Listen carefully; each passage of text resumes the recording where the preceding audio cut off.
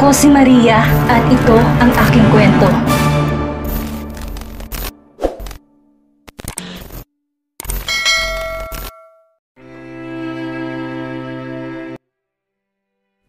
Nagising si Tristan na parang binibiyak ang ulo sa sobrang sakit.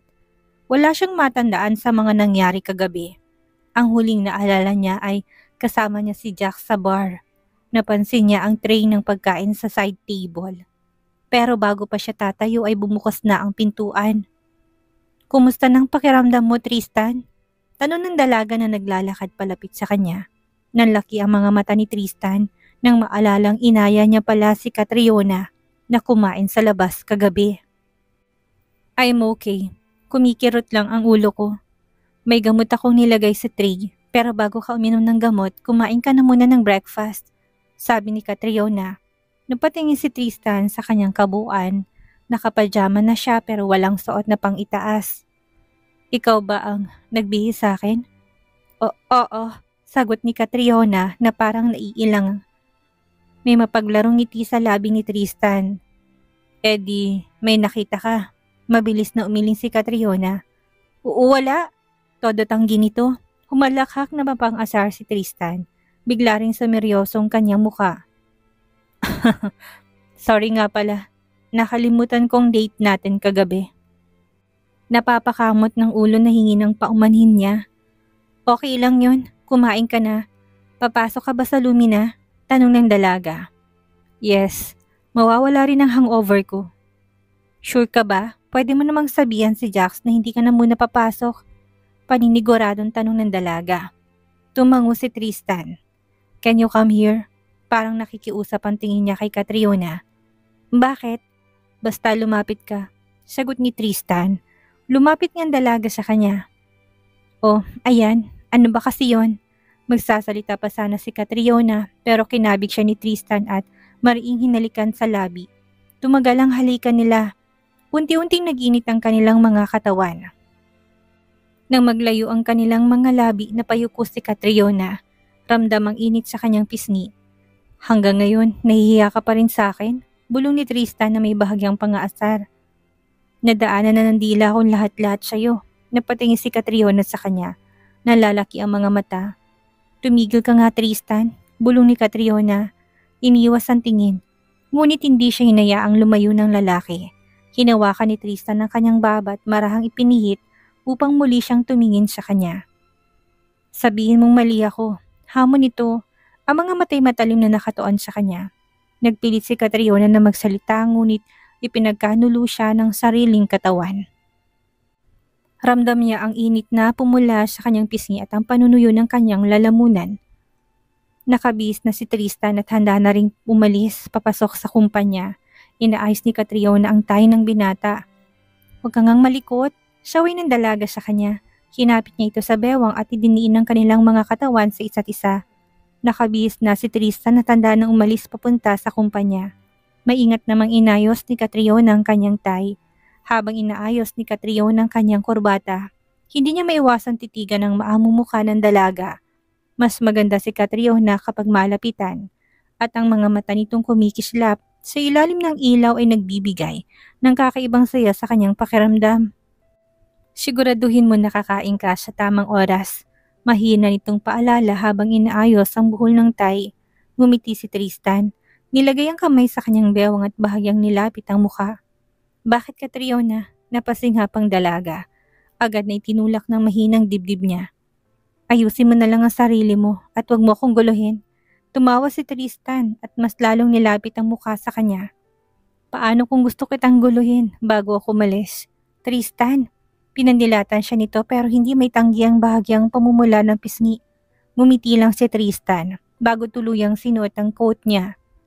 "Huwag mo ko masyadong mamimiss." Bulong niya bago tumalikod at lumabas ng kwarto. Naiwang nakatulala si Catriona. Pilit pinapakalmang mabilis sa tibok ng kanyang puso. Nasa loob na ng sasakyan si Tristan at marahas siyang napabuntong hininga. Ang bigat sa dibdib ay hindi niya maiwasang maramdaman habang iniisip ang mga kasinungalingang itinago niya kay Catriona. May mga bagay siyang hindi kayang sabihin at ang mga itinatagong lihim na yun ay ang patuloy na nagpapahirap sa kanya. Biglang humarang si Marigold sa kanyang daraanan. Nangungusap ang mga mata na umiling-iling sa kanya. Nagtaka si Tristan at tumaas ang kanyang kilay. "What's the problem, Marigold? Bakit ka humaharang sa daraanan ko?" Pagalit na mga tanong niya. Sir, kasi po, kumunot ang noo ni Tristan dahil sa putol-putol na sinasabi ng kanyang sekretary. Marigold. Tawag niya na tumaas ang tono ng boses. Tinignan niya ito ng may madilim na ekspresyon sa mukha. Tumabi si Marigold at napayuko ang ulo. Pagkapasok ni Tristan sa loob ng kanyang opisina, natigilan siya ng mamukhaan ng babaeng nasa loob. Saglit siyang napahintot na patiti kay Madeline. Tristan, tawag nito sa pangalan niya habang dumadaloy ang luha ni Madeline sa kanyang mga mata. Nakatayo si Tristan sa pintuan, ang mga mata'y matalim at puno ng galit. Anong ginagawa mo dito? Tanong niya, galit ang kanyang nararamdaman na makitang babaeng unang nanakit sa kanya. Nanatiling nakatayo siya, hindi makagalaw. Pinoproseso pa sa utak niya hindi nila inasahang paghaharap. Tristan, please naglakas loob na akong pumunta dito. Kahit na bawal at ayaw mo kong makita. Nagmamakaawa si Madeline habang patuloy na umiiyak. Madilim ang mukha ng binata na maglakad siya patungo sa swivel chair. Hindi niya pinansin ang mga pag-iyak ni Madeline. Kausapin mo naman ako para sa anak natin please. Pagsusumamo nito habang lumalapit sa kanya. Nagbingi-bingihan si Tristan. Parang walang naririnig habang umuupo siya sa swivel chair. 7 taon, Madeline. 7 taon kang nawala. Malamig yung wika, hindi tumitingin. Bakit ka pa bumalik? Bakit ngayon pa? Tristan, may anak tayo. Mahina niyang sinabi. Gusto kong malaman mo na nagkaroon tayo ng supling. Gusto kong dalhin siya dito at ipakilala siya sa'yo. Ang mga salitang yon ay parang isang tinik na tumusok sa puso ni Tristan. Hindi niya inaasahan ang revelasyong yon. Napatingin siya kay Madeline. Hindi pa rin siya makapaniwala sa narinig na may anak nga sila. Anak? Paano? Paano ko hindi nalaman? Tanong niya na naguguluhan at nalilito. Paniniwalaan ba niya sinasabi nito sa kanya? Alam kong mali ako na nilihim ko to sa'yo. Natakot ako na baka ipagtabuyan mo pa rin ako, Tristan. Hindi ko mapatawad ng sarili ko dahil sa nakaraan. Nagmumukhang mahirap para kay Madeline ang mga salitang yun. Ngunit hindi pa rin kayang alisin ni Tristan ng galit na bumabalot sa kanyang dibdib. Sakit na hindi kayang matakpan ng kahit na anong mga paliwanag. Kulang pa yun sa lahat ng ginawa mo sa akin. Kung hindi sana marunong kang makontento, di sana tayo pa rin hanggang ngayon. Pero sinayang mo lahat. Sinayang mong pagmamahal ko sa'yo. Pati ng mga plano kong kasama ka. Nawala dahil dyan sa pag-iisip mo tungkol sa lintik na kasal. Singhal ni Tristan. Gusto pa niyang ilabas lahat ng galit at hinanakit niya. Hindi kayang tumbasan ng pagbabalik niya dito ang lahat ng sakit na naramdaman niya. Walang kasing sakit ang ginawa ni Madeline sa kanya. Ang akala ko kasi wala kang plano tungkol sa ating dalawa. Akala ko hanggang doon lang ang relasyon natin. Gusto ko ikaw ang makasama kong bumuo ng pamilya. 5 taon na tayo pero hindi mo malang nakitaan ng interes na pakasalan ako. Pagrarason ni Madeline, sobrang babaw ng rason nito para lokohin siya. Ngayon nababalik ito pagkalipas ng 7 taon na parang walang nangyari. Pagkatapos sasabihin na may anak sila, nagsisinungaling na naman ito sa kanya. Nag-iwas ang tingin si Madeline. Hindi nito kayang makipagtitigan kay Tristan. Ang mga mata ni Tristan ay puno ng masakit na alaala at ang bawat salitang lumalabas sa kanyang bibig ay may kasamang hinanakit. Kahit hindi na lang ako tanggapin mo, Tristan. Si Mariska na lang, magiging masaya na ako. Gusto ko rin na maranasan ng anak mong pagmamahal ng kanyang ama. Kaya ako siya dinala dito. Nangungulila siya sa'yo, giit ni Madeline. Ganun lang kadali siya yung lahat. Pagkatapos na nangyari, bigla ko na lang kayong tatanggapin sa buhay ko. Madeline, maayos ng buhay ko. Nakalimutan na nga kita na wala ng dating pagmamahal ko sa'yo. Alam ni Tristan na magiging masakit ito sa tenga ni Madeline at tatarak sa puso ang masasakit na salita. Hindi niya kaya magkunwaring hindi siya apektado. Meron din siyang damdamin. Sorry sa lahat na nagawa ko sa'yo. Pinagsisisihan ko ng lahat ng yon. Pinagdudusahan ko na kahit na lumuhod ako sa'yo ngayon. Tanggapin mo lang ang anak ko. Gagawin ko at kahit siya na lang. Mabilis ang pag-agos ng mga luha ni Madeline na pakiusap. Ayaw niyang idamay ang bata sa nangyari sa kanila ng ina. Pero hanggang ngayon nasasaktan pa rin siya. Pinilit niyang kalimutan ng lahat ng masasamang nangyari sa kanila. Wala pa siyang ibang babaeng minahal bukod kay Madeline. Lahat ng babaeng dumadaan sa kanya ay pinaglalaroan niya lang. Buong buo ang pagmamahal niya para dito. Pero bakit ganun? Winasak niya ng babaeng una niyang minahal. Masayang sinalubong ni Catriona si Tristan pagkalabas nito sa kotse. Niyakap niyang binata pero napatigil siya na parang hindi gumanti ng yakap ang binata. Hindi niya nagawang halikan sa pisngi si Tristan dahil sa ramdam ng panlalamig. Nakapaghanda na kami ni Nanay Tess ng hapunan. Baka gusto mo nang kumain, tila nag-aalang ang sabi niya. Hindi makatingin ang binata sa mga mata niya at umiwas sa kanya. Sa kwarto na muna ako, magpapahinga lang sandali. Maya-maya na lang ako kakain. Malamig na tugon ni Tristan sa kanya. Saka siya nilagpasan at pumasok sa loob ng bahay. Nakasunod ang mga mata ni Catriona habang papasok si Tristan sa loob ng bahay. Nagtataka siya sa ikinikilos ng binata sa kanya. Hinawakan ni Catriona ang seradura ng pinto at pumasok sa loob ng kwarto. Napahinto siya nang makita si Tristan na nakahiga sa kama na nakatalikod sa pintuan. Walang salita na lang na lumabas siya muli ng kwarto. May tampo man siya at pilit niya na lang ipapaintindi sa sarili na baka dala lang ng pagod kaya ganun na lang ang pakikitungo ng binata sa kanya. Catriona, hindi ba kakain ang asawa mo? Tawagin mo na kaya sa kwarto niyo. Tanong ni Nanay Tess. Nay, pagod po ata si Tristan dahil sa trabaho. Nakatulog na po kaya hinayaan ko na lang po muna siya na magpahinga. Kita ni Catriona ang pagtataka sa mukha ni Nanay Tess. Ay, ganun ba? O siya, kapag nagutom si Tristan, ibigay mo na lang mga pagkain na sa ref. Iinit mo pala muna ha? Huwag mong kalimutan, giit ni Nanay Tess. Opo, Nay. Mamaya po kapag gusto na niyang kumain ay ako na po mag-asikasa sa asawa ko. Ngumiti si Nanay Tess sa tinura niya. Ganyan nga, iha. Dapat nating pagsisilbihan ng ating mga asawa. Siyempre naman po, peki siyang ngumiti sa ginang, pero merong bumabagabag sa kanya. Naalala ko, binili ni Tristan to dahil sa gusto niyang mag-asawa. Sabi nga niya ipapakilala niya kami ng Tatay Melmo sa asawa niya sa oras na ikasal sila. Hindi naman din namin nakalain na magkakatotoo. Nandito ka na, Catriona. Peking umiti ang dalaga. Pilit niyang pinipigilan ang sarili na magtanong kay Nanay Tess tungkol sa sinabi nito sa kanya. Wala siyang karapatan dahil hindi naman talaga sila totoong mag-asawa ni Tristan. Hindi niya lang maiwasang mapaisip kung sinong babaeng tinutukoy ni Nanay Tess. Ang tatay po pala, pag-iiba niya sa usapan. Inutusan ko na bumili ng gamot ko sa butika. Paubos na Tumangutango na lamang siya at sinang-ayunan ng matanda. 10:00 ng gabi hindi pa rin lumalabas ng kwarto nila si Tristan. Nakontento na lamang si Catriona na libangin ang sarili sa panonood ng TV. Catriona, iha, kami uuwi na ng tatay mo. Nasa labas na siya. Hinihintay ako. Paalam ni Nanay Tess na palingon si Catriona sa matanda. Tumayo siya at nilapitan ng matandang babae sa kaniyakap. Ramdam niyang pagtataka ng ginang. Nang bumitaw siya ay ngumiti ito ng matamis sa kanya. Mag-iingat po kayo. May kung ano sa damdamin niya na parang gusto pa niyang manatili sa bahay ang ginang. Tumango ang matanda at lumabas na ng bahay. Naiwan na namang mag-isa si Catriona. Hindi niya napigilang yakapin si Nanay Tess dahil kailangan niya yun.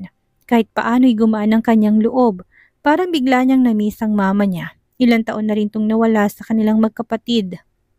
Nangingilid ang luha sa mga mata niya na pinuntahan si Tristan sa kwarto. Pagkapasok niya sa loob ay ganun pa rin ang pwesto ng binata. Nakatalikod pa rin ito.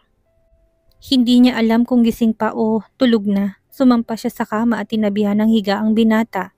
Nakatingin siya sa malapad na likod ni Tristan. Napabuntong hininga siya. Pinikit niyang kanyang mga mata. Pinilit na lang ni Catriona na makatulog. Kinabukasan nagising si Catriona na wala na siyang katabi. Maayos ang pwesto ng higaan ni Tristan. Wala ring bakas ng binata sa loob ng kwarto nila. Nagmamadali nang bumangon ang dalaga. Pumunta sa banyo para maligo. Siguro'y maagang nagising si Tristan. Hindi na siya nahintay na magising. Baka nga nasa kusina na to. Naghahanda ng almusal niya na palagi nitong ginagawa noon. Good morning po Nanay Tess at Tatay Mel. Malawak ng ngiting bati niya sa mag-asawa na patunghay ang mag-asawa sa kanya. Nagdidilig si Tatay Mel ng mga halaman habang si Nanay Tess ay nagwawalis ng mga tuyong dahon. Si Tristan po? Tanong niya na nagpalingalinga ng mata. Kanina pa nakaalis. Sabi niya may maaga daw siyang meeting kaya lumuwas na kaagad. Si Tatay Mel ang sumagot. Ganun po ba? Tanging nasambit ni Catriona na unti-unting nawala ang ngiti. Iniiwasan ko na ngayon si Catriona. Wala na akong mukhang maihaharap sa kanya. Hindi ko na alam kung anong gagawin ko. Malalim na bumuntong hininga si Tristan. Nasasaktan na siya sa dalaga dahil sa ginawa niyang pagsisinungaling. Alam niya nasasaktan na niya ang dalaga pero hindi man lang ito nagrereklamo o kaya ay sinusumbatan siya. Kahit ang magalit hindi niya makita sa mga mata ni Catriona. Ano bang desisyon mo ngayon? Dumating ang maginamot tapos may Catriona ka pa. Pareho silang walang kaalam-alam. Napakalaking gulo nito kapag nalaman nilang katotohanan, sabi ni Jax. Mas masasaktan si Catriona, ginulo niyang buhay ng dalaga. Sana noon pa pinakawalan niya na ito para hindi na ito labis na masasaktan ng dahil sa kanya. Napakasama niya talaga. Hindi siya deserve ni Catriona. Hindi siya manhid para hindi maramdaman na mahal siya ng dalaga. Nahulog nito sa kanya. Pero eto siya, pinapaasa lamang si Catriona. Hanggang ngayon parang panaginip lang ang lahat. Bigla na lang ako nagkaroon ng anak. After 7 years, Jax. Biglang lilitaw si Madeline at sasabihin sa akin na may anak kaming dalawa. Ni sa hinagap, hindi niya naisip na mangyayari. Sobrang hirap paniwalaan. Ang ina ang siyang unang matutuwa kapag nalaman nito ang tungkol sa anak niya. Apo sa kanyang matagal na nitong pangarap na gustong makuha. Congrats, tatay ka na pala at malaki ng anak mo. Hanggat maaga pa, aminin mo na kay Catriona ang lahat. Saka magdesisyon ka na kung sinong pipiliin mo, ang mag-ina mo o si Catriona. Git ni Jax. Napasabunod si Tristan sa kanyang buhok. Sumasakit ang ulo niya dahil sa sitwasyon niya. Sana hindi naging komplikadong lahat. Sobrang nalilito siya at naguguluhan. Tinanggap na niya sa sarili niya na nakalimutan na niya si Madeline. Pero hindi niya maintindihan ang sarili nung muling makita ang dating nobya. Hindi niya tuloy maipakilala si Catriona sa parents niya dahil sa mag-ina. Paano ba yan? Makikita mo ng anak mo mamaya. Good luck na lang sa bagong tatay. Mahalin mo anak mo. Pilitin mo maging maayos ang pagsasama niyo ni Madeline. Alang-alang sa bata. Malay mo, talagang nagbago na siya, sabi ni Jax. Mahirap pa rin kalimutan ang ginawa niya sa akin. Sobrang napakasakit hanggang ngayon, naiisip ko yun. Bakit siya pa talaga? Hindi talaga yung katanggap-tanggap pero nandyan na eh. Ang gawin mo na lang, pilitin mo sarili mo na mahalin ang anak mo. Wala siyang kasalanan sa nagawa ng ina. Na ba siya dun, Tristan? Marahas na napabuntong hininga si Tristan. Sir, dumating na pong mga in-order niyong mga laruan. Imporma ni Marigold na sumilip lang sa pintuan. Sabay silang napalingon ni Jack sa sekretarya niya. Okay, Marigold. Thanks. Darating sa Lumina sina Madeline at Mariska. Nagpa-order siya ng mga laruang pambabae para sa anak niya. So ready for yourself and good luck pare, sabi ni Jax na tumayo at nakipagkamay sa kanyang boss. Thanks. Ikaw, kailan ka magkakaroon ng girlfriend? Tumawa ng malakas si Jax. Ikaw nga sobrang nahihirapan sa sitwasyon mo. Paano pa ako magkaka-girlfriend? Nakitawa na rin si Tristan. Pero sa loob-loob niya, sobrang naghihirap ang kalooban niya. Mama, mabait po ba si Papa? Kamukha ko po ba siya? Mga tanong ni Mariska sa kanyang habang inaayusan niyang buhok nito. Siyempre naman, mabait ang papa mo at kamukha mo siya. Excited na po akong makilala siya. Dati naiinggit ako sa mga classmate ko kasi may papa sila. Ako po wala. Biglang lumungkot ang tono ng pananalita ng bata. Kaya nga pinuntahan natin ang papa mo para magkita na kahit makilala mo siya. Lumawak ang ngiti ng bata sa labi. Maging si Madeline ay masaya para sa kanyang anak. Kasama po ba natin si Lola pagpunta kay Papa? Hindi, dito lang siya sa bahay. Saka mamamasyal kayo ng papa mo. Hindi ba? Mabilis sa tumango ang bata. Kaya nga po hindi na ako makapaghintay. Excited na po ako makabanding si Papa. O ayos na, ang ganda mo na Mariska. Puri ni Madeline sa anak, nilapit niya ang mukha sa anak. Sabihin mo sa papa mo na mahal pa siya ng mama. Sana'y mabuo tayong tatlo. Kasama ka, tapos si mama at si papa. Hindi ba maganda yon? Napapalakpak ang bata sa tuwa. Opo, mama. Kabado si Tristan, ninenervyos na siya. Pinagpapawisan ng mga kamay. Hindi siya mapakali ng tawag ni Madeline sa kanya na papunta na silang mag-ina sa Lumina. Tumayo siya at nagpalakad-lakad sa loob ng kanyang opisina. Gusto niyang ikalma ang sarili. Hindi niya alam kung anong iakto kapag nakita ang kanyang anak. Pag nasa harapan niya na to, shit, sa buong buhay ko, ngayon ko naging ganito ka-tense. Bulalas niya, napasuklay at si Tristan sa kanyang buhok. Napahinto siya sa paglalakad. Pabalik-balik, kinuha niyang receiver ng phone. Marigold, order food from a famous fast food chain. A kids meal for the girl and 2 meals for adults. It's up to you. Also order something for yourselves or for all the employees of Lumina Essence. Mariing utos niya sa sekretarya. Ho? Sir? Sa buong kumpanya po? Hindi makapaniwalang tanong ni Marigold. Mariing napapikit ng kanyang mga mata si Tristan. Pinipigilan niya talagang sumama ang mood niya. May gagawin pa siya at buong araw niya ibubuhos niya para lang sa anak niya. Do you not get what I said? Gusto bang ulitin ko, Marigold? Madiing tanong niya, halatang inis sa kanyang sekretarya. Sorry po, sir. O-order na po ako. Sagot ni Marigold sa kabilang linya. Ramdam ang panginginig ng kanyang boses sa takot. Ibinaba na niyang tawag at napahinga ng malalim. Mga 30 minutos ang dumaan, nagring ang intercom. Napabaling ang tingin niya sa telepono. Napatikim siya at napabuga na muna siya ng hangin bago pinindot ang intercom. Yes, Marigold. Pilit niyang pinapakalmang boses niya, ngunit hindi niya maitatagong bahagyang kaba sa kanyang dibdib. Sir, nandito na po sila. Maingat na tugon ni Marigold. Saglit siyang napakislot, pinipigilan ang sariling mapaigtad ng emosyon. Pero hindi niya mapakali ng dibdib niya. Pinipilit lang niya maging normal pero parang lalabas ng puso niya sa sobrang kaba. Sige, papasukin mo na sila. Aniya kasabay ng pagpihit sa kanyang upuan upang harapin ang pintuang magbubukas sa anumang sandali. Napadakon tingin ni Tristan sa pintuan. Unang pumasok si Madeline, may hila-hilang kamay nito. Parang slow mo ang lahat. Nakita niyang mukha ng isang batang babae. Saglit na huminto ang mundo ni Tristan. Napatulala siya sa mukha ng bata. Hindi niya maintindihan ang nararamdaman ngayon ng masilayan na sinasabing anak niya. Sinusundan ni Tristan ang matang naglalakad ng batang babae papalapit sa kanya. Hindi niya malubayan ito ng tingin. Napakurap-kurap si Tristan sa kanyang mga mata. Nang makalapit ang mag-ina sa kanya, ay doon niya lang siya natauhan. Biglang napatayo si Tristan. Nagtago pang bata sa likod ni Madeline. Hi Tristan. Sorry, medyo natagalan pa ata kami, traffic kasi eh. Sabi ni Madeline, tila nagtatago pa rin ng bata para itong nahihiya sa kanya na hindi makatingin. It's okay, I don't have any appointments today. Kaya okay lang na maghintay ng sandaling oras. Tugon ni Tristan na pilit umaakto ng normal sa kanyang mga bisita. Ngumiti ng payak si Madeline, marahang hinilang bata papunta sa harapan niya. Tristan, si Mariska. Anak ko, anak natin. Pakilala nito sa batang babae sa kanya. She is his daughter, his own flesh and blood. Tristan can't believe it. That is real. He has a daughter. Umikot si Tristan at naglakad palapit sa mag-ina. Umupo siya at pinantayan ng bata. Pilit naman tong sumisiksik sa ina at tinatagong muka. Hi baby girl, I'm your father. Can I have a big hug? Garalgal ang boses ni Tristan habang nagsasalita. Napatingin ang bata kay Tristan. Marahang hinawakan ng kamay ng ina at panay pa rin na sumiksik sa likuran nito. Nahihiya sa kanya. Hindi to nagsasalita, ngunit ang munting pag-iling ng ulo nito ay parang patalim na tumarak sa puso ni Tristan. Napalunok siya.